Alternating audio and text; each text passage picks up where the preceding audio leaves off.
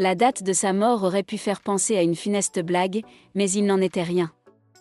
Le 1er avril 2021, Patrick Juvet avait été annoncé mort à l'âge de 70 ans.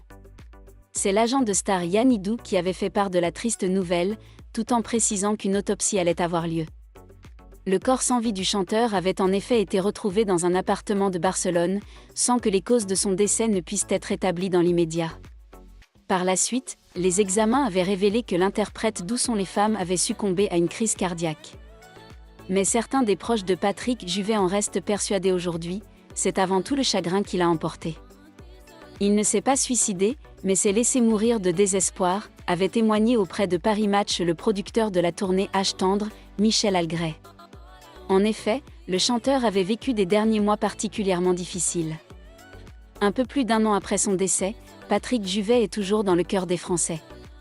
C'est pourquoi la chaîne Paris Première diffusera le 22 août prochain un documentaire consacré à la vie du chanteur. L'occasion de revenir sur les histoires d'amour qui ont marqué sa vie, comme celle qu'il avait vécue avec l'humoriste Pierre Palmade.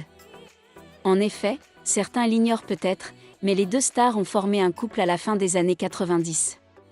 Quand je l'ai rencontré, il ne buvait plus d'alcool. C'est moi qui suis tombée dans ses excès et il me faisait la leçon.